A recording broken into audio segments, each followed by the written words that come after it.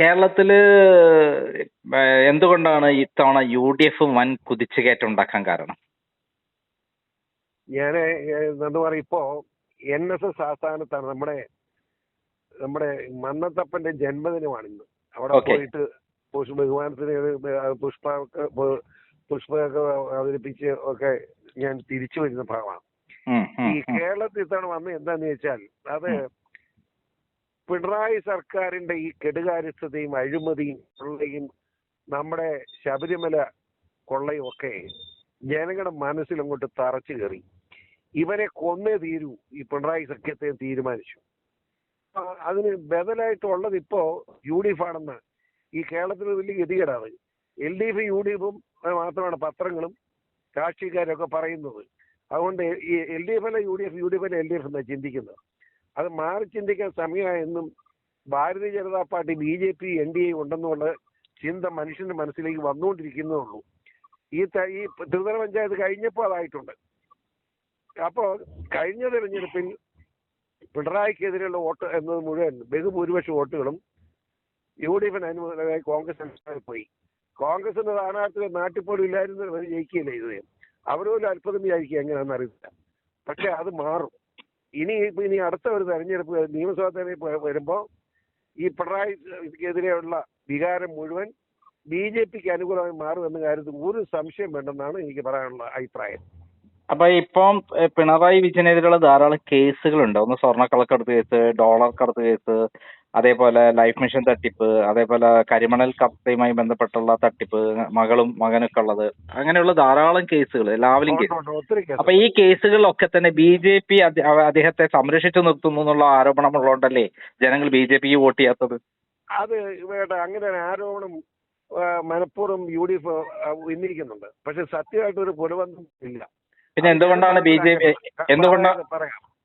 അതായത് ഇപ്പൊ ലവ്ലിംഗ് കേസ് ഇപ്പൊ 37 പ്രാവശ്യം സുപ്രീം 80 തവണ ടോട്ടൽ ഇപ്പൊ 80 മനസ്സിലായി മാറ്റി വെക്കുക. അതുപോലെ തന്നെ നമ്മുടെ ലവ്ലിംഗ് ശബരിമല കേസ് സംബന്ധമായി ഹൈക്കോടതിയിൽ നിന്ന് സ്റ്റേ വന്നിരിക്കുക. അതാ ഈ ഡൽഹി ഹൈക്കോടതിയാ, ഒന്ന് ആലോചിച്ച്. അപ്പോ ഇങ്ങനെ വിവിധ ഈ കാശ് കണ്ടമാനം കൊള്ളയടിച്ചുണ്ടാക്കി വെച്ചിട്ടുണ്ട് പിണറായി. അയാൾക്ക് ഈ സ്വർണ്ണക്കള്ളക്കടത്ത് കേസ് ഇതുവരെ അദ്ദേഹത്തെ ചോദ്യം ചെയ്തിട്ട് പോലുമില്ല. ചെയ്യണ്ടല്ലോ. അത് ചോദ്യം പറ്റില്ല. ചെയ്യാൻ പറ്റുന്ന അത് CBI കയ്യിലേക്ക് ഇപ്പൊ പോകും. അതായത് ഒരു സംശയം വേണ്ട, ആളെ ചോദ്യം ചെയ്യുകയാണ്. 2020 സംഭവം ഇപ്പൊ 5 വർഷം കഴിഞ്ഞു. ഇതൊക്കെ സത്യമാണ്. ഒരു മുഖ്യമന്ത്രി അത്ര നിസ്സാരമായി കരുതാൻ പറ്റുന്ന ആളല്ലല്ലോ. മുഖ്യമന്ത്രി ആണെങ്കിൽ ആരാണെങ്കിലും ക്രിമിനൽ കുറ്റം ചെയ്താൽ എല്ലാവർക്കും ഒരേ നിയമമല്ലേ?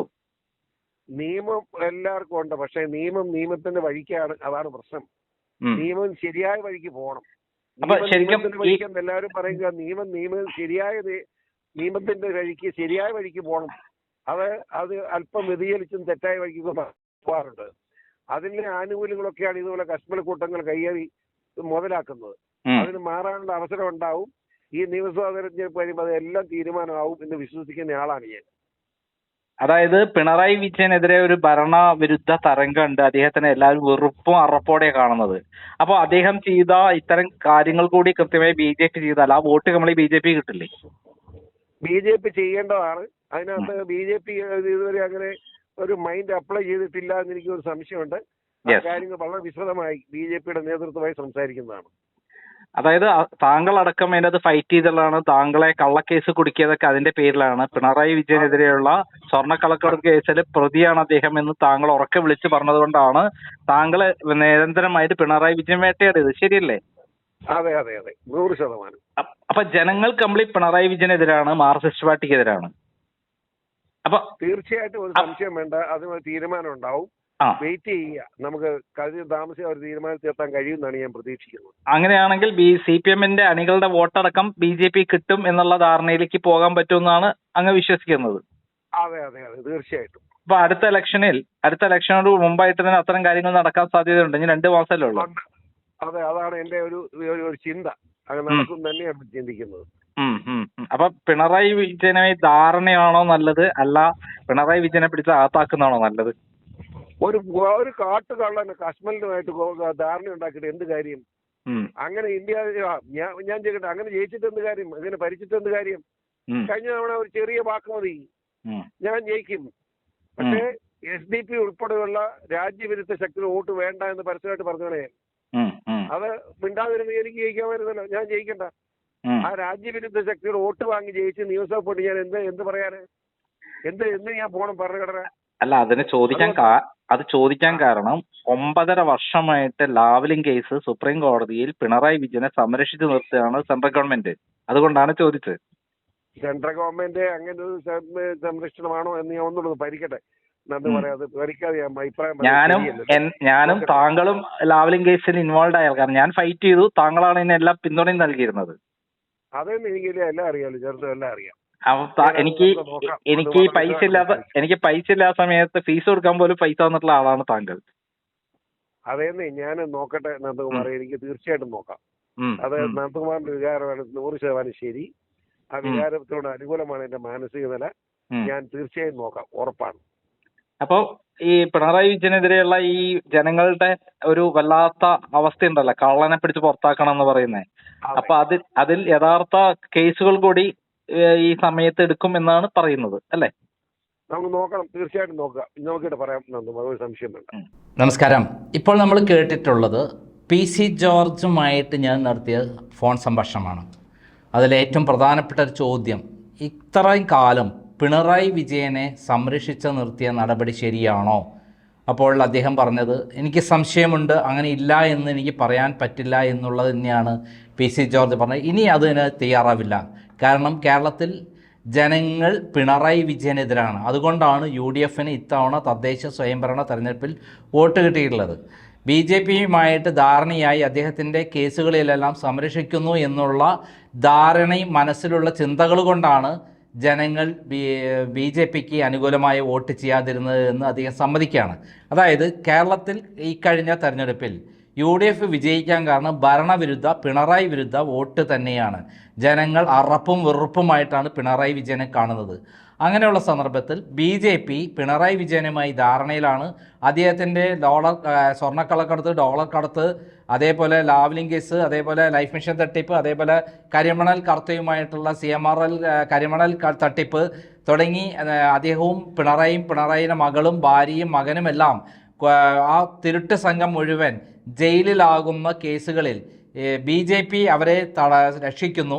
അങ്ങനെ ആ രക്ഷിച്ചിട്ടാണ് ഇത്രയും കാലം ഇവിടെ ആവുന്നത് എന്നുള്ള പ്രചരണം ശക്തമായതിനെ തുടർന്നാണ് BJPക്ക് കേരളത്തിൽ CPMൻ്റെ അണികളുടെ വോട്ടടക്കം കിട്ടാതെ പോയത്. അല്ലായിരുന്നെങ്കിൽ ഇത്തവണ BJP വലിയ മുന്നേറ്റം ഉണ്ടാക്കാൻ പറ്റുമായിരുന്നു. കഴിഞ്ഞ ലോക്സഭാ ഇലക്ഷനിൽ 20%-ൽ വോട്ട് കിട്ടിയിരുന്ന BJP തലകുത്തനെ താഴേക്ക് വീണു. ഇത്തവണ അവർക്ക് 15% മാത്രമേ വോട്ട് കിട്ടിയുള്ളൂ. അപ്പോൾ ഈ സന്ദർഭത്തിലാണ് എന്നും പിണറായി വിജയനുമായി ഏറ്റുമുട്ടുന്ന, പിണറായി വിജയൻ്റെ സ്വർണ്ണക്കള്ളക്കടത്തിനെക്കുറിച്ച് ലോകത്തോട് വലിയ തോതിൽ വിളിച്ചു പറഞ്ഞ PC ജോർജ് വളരെ കൃത്യമായി പറയുകയാണ്, ഇനി മേലിൽ പിണറായി വിജയനുമായി ധാരണ ഉണ്ടാകില്ല. നമുക്കറിയാം, ലാവ്ലിൻ കേസ് 80 തവണയാണ് സുപ്രീം കോടതിയിൽ മാറ്റിവെച്ചിരിക്കുന്നത്, 1-2 തവണയല്ല.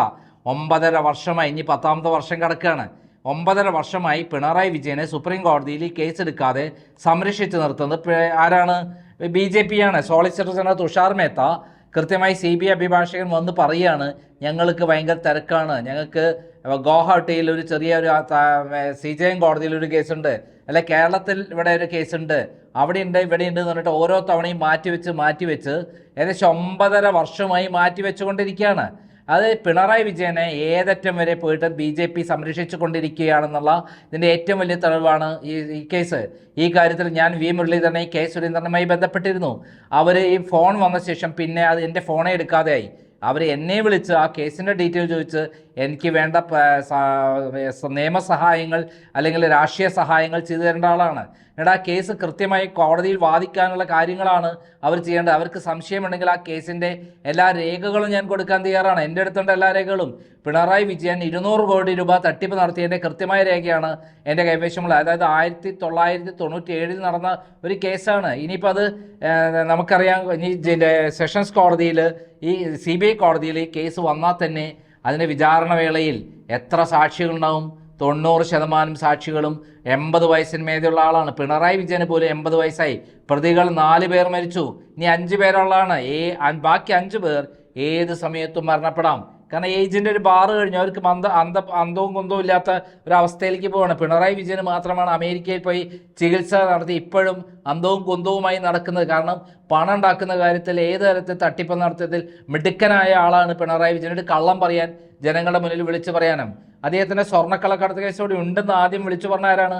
അമിത്ഷായും അതേപോലെ നരേന്ദ്രമോദിയും കെ സുരേന്ദ്രനുമാണ്. എന്നിട്ട് എന്താ ഇത്രയും കാലമായിട്ട് അദ്ദേഹത്തെ ചോദ്യം ചെയ്യാത്തത്? ഇതേപോലെ തന്നെയാണ് നമ്മുടെ ലൈഫ് മിഷൻ തട്ടിപ്പ്. ഒരു നിമിഷം കൊണ്ട് അദ്ദേഹത്തെ പൊക്കാവുന്ന കേസാണ്. കാരണം അദ്ദേഹമാണ് ലൈഫ് മിഷൻ്റെ ചെയർമാൻ. അതിലാണ് വടക്കാഞ്ചേരി പ്രളയ ദുരിതാശ്വാസത്തിലേക്ക് അവിടെ വീട് നഷ്ടപ്പെട്ടവർക്ക്, പ്രളയത്തിൽ വീട് നഷ്ടപ്പെട്ടവർക്ക് ഫ്ലാറ്റ് ഉണ്ടാക്കാൻ 19 കോടി രൂപ റെഡ് ക്രസൻറ്റ് എന്ന് പറയുന്ന വിദേശത്തുള്ള റെഡ് ക്രോസിനെ പോലെയുള്ള ഒരു സന്നദ്ധ സംഘടന കേരളത്തിലേക്ക് അയച്ചത്.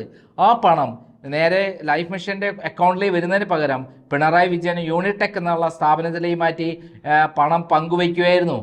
അതിൽ ശരിക്കും ശിവശങ്കർ അറസ്റ്റ് ചെയ്യപ്പെട്ടു, സ്വപ്ന അറസ്റ്റ് ചെയ്യപ്പെട്ടു. യഥാർത്ഥത്തിൽ അറസ്റ്റ് ചെയ്യപ്പെട്ട ആരാണ്? പിണറായി വിജയനും അതേപോലെ മകളുമാണ്. എന്തുകൊണ്ട് BJP അവരെ രക്ഷപ്പെടുത്തി? ഇതേപോലെ തന്നെയാണ് സ്വർണ്ണക്കള്ളക്കടത്ത് ഇവിടെ ഉണ്ടെന്ന് ഉറക്കെ വിളിച്ചു പറഞ്ഞ ആരാ? നമ്മുടെ സുരേന്ദ്രനാണ്. പിന്നെ വായടഞ്ഞു പോയി. കാരണം അഡ്ജസ്റ്റ്മെൻ്റ് ആണ്. BJPയും കൃത്യമായിട്ട് BJPയും കോൺഗ്രസ് CPM തമ്മിൽ പിണറായി നമ്മൾ ധാരണയുടെ ഏറ്റവും വലിയ തെളിവാണ് സ്വർണ്ണക്കള്ളക്കടത്ത് കേസിൽ. അത് സുരേന്ദ്രൻ വിളിച്ചു പറഞ്ഞത് എന്താ? മകള്, ഭാര്യ, മകൻ എല്ലാവരും ഇൻവോൾവ് ആണെന്നാണ്. എന്തേ ഇതുവരെ ഒരു ചോദ്യം ചെയ്യൽ പോലും നടത്താത്തത്? അതേപോലെ തന്നെയാണ് റിവേഴ്സ് ഹവാല, ഇവിടുന്ന് ഡോളർ അവിടേക്ക് നടത്തിയത്. വ്യക്തമായ തെളിവ് സ്വപ്ന സുരേഷ് മൊഴി കൊടുത്തിട്ടുണ്ട്, കോടതിയിൽ രഹസ്യമൊഴി കൊടുത്തിട്ടുണ്ട്. സ്വർണ്ണ തട്ടിപ്പ് കേസിൽ കൃത്യമായി മൊഴി കൊടുത്തിട്ടുണ്ട്. ഇതേപോലെയുള്ളൊരു കേസാണ് നമ്മളെ CMRLൻ്റെ കരിമണൽ കർത്തയുടെ കേസ്. ആരാ കേസ് കൊടുത്തത്? ഷോൺ ജോർജ് ആണ്. വലിച്ചു നീട്ടി ഇങ്ങനെ മാസങ്ങളോളം നീട്ടിയ ശേഷം അവസാനം പിണറായി വിജയന് അത് സ്റ്റേ വാങ്ങാനുള്ള അവസരങ്ങൾ, CMRL കമ്പനിക്ക് ഡൽഹിയിൽ പോയി സ്റ്റേ വാങ്ങാനുള്ള അവസരം ഉണ്ടാക്കി കൊടുത്തത് സെൻട്രൽ ഗവൺമെൻറ്റാണ്. കൊടുക്കേണ്ടവർക്ക് കൊടുക്കേണ്ടത് കൊടുത്താൽ കേസ് സ്റ്റേ ആവില്ലേ? ഓൺ ദ സ്പോട്ട് നടപടി ഉണ്ടായിരുന്നെങ്കിൽ അന്ന് പിണറായി വിജയനും ഭാര്യയും മകളും എല്ലാം അകത്താവും. പക്ഷേ തൊടില്ല പിണറായി വിജയനെ. കാരണം പിണറായി വിജയനാണ് കേരളത്തിൽ BJPയുടെ സൗഭാഗ്യം. കാരണം പൈസ ഉണ്ടാക്കാൻ ഏറ്റവും മാർഗം പിണറായി വിജയൻ വഴിയാണ്. എന്നാൽ രാജീവ് ചന്ദ്രശേഖരൻ അങ്ങനെയല്ല. പിണറായി വിജയനെതിരെയാണ് ജനങ്ങൾ കംപ്ലീറ്റ് എന്ന് മനസ്സിലാക്കി പിണറായി വിജയനെ അകത്താക്കാനുള്ള പരിപാടികളാണ് അദ്ദേഹം ചെയ്യുന്നതെങ്കിൽ വി മുരളീധരനും കെ സുരേന്ദ്രനും അടക്കമുള്ള ആളുകൾ ഇപ്പോഴും ആരെ സംരക്ഷിക്കാനാണ് നിൽക്കുന്നത്? പിണറായി വിജയനെ സംരക്ഷിക്കാനാണ് നിൽക്കുന്നത്. ഇതെല്ലാം ഏറ്റവും അധികം ശക്തമായ എതിർപ്പുള്ള ഒരാളാണ് PC ജോർജ്. PC ജോർജിൻ്റെ മണ്ഡലത്തിലടക്കം ഇത്തവണ BJPക്ക് വലിയ മുന്നേറ്റം ഉണ്ടാക്കാൻ ഒരു പഞ്ചായത്ത് പിടിച്ചെടുക്കാൻ കഴിഞ്ഞത് PC ജോർജ് ഉള്ളതുകൊണ്ടാണ്. അല്ലെങ്കിൽ കോട്ടയത്ത് അങ്ങനെ ഒരു സംഭവം നടക്കില്ല. അങ്ങനെയുള്ള സ്ഥലത്ത് എല്ലാ മേഖലകളിലും BJPക്ക് കയറാൻ പറ്റുമായിരുന്നു. പക്ഷെ തടസ്സമായി നിൽക്കുന്നത് പിണറായി വിജയനെ തൊടാതിരിക്കുന്നതാണ്. ഇപ്പോഴും ധരിച്ചുകൊണ്ടിരിക്കുന്നത് പിണറായി വിജയനെ അഡ്ജസ്റ്റ് ചെയ്ത് കോൺഗ്രസിനെ തകർക്കാന്നാണ്. അത് വെഡ്ഡികളുടെ സ്വർഗത്തിലാണ് BJP നിൽക്കുന്നത് എന്നുള്ളതാണ് പറയാനുള്ളത്. വെഡ്ഡികളുടെ സ്വർഗത്തിൽ എല്ലാവരും നിൽക്കുന്നത്. പണം കഴിക്കുന്ന മരമാണ് പിണറായി വിജയൻ. പക്ഷേ രാജീവ് ചന്ദ്രശേഖരനെ സംബന്ധിച്ചിടത്തോളം അങ്ങനെ ഒരു കാര്യമില്ല. പക്ഷെ അദ്ദേഹത്തിനെ മറികടന്നുകൊണ്ട് സുരേന്ദ്രനും വി മുരളീധരനും കൃഷ്ണദാസ് അടക്കമുള്ള ആളുകൾ പിണറായി വിജയനുമായി ധാരണയിലാണ് പോകുന്നത് എന്നുള്ളതാണ്. ഇവിടെ അങ്ങനെയല്ലാത്ത ഒരേ ഒരാൾ ശോഭാ സുരേന്ദ്രനാണ്. ശോഭാ സുരേന്ദ്രൻ അതുകൊണ്ട് തന്നെ എല്ലാ തരത്തിലും ഒതുക്കാനുള്ള പരിപാടിയാണ് ആര് നടത്തുന്നത്?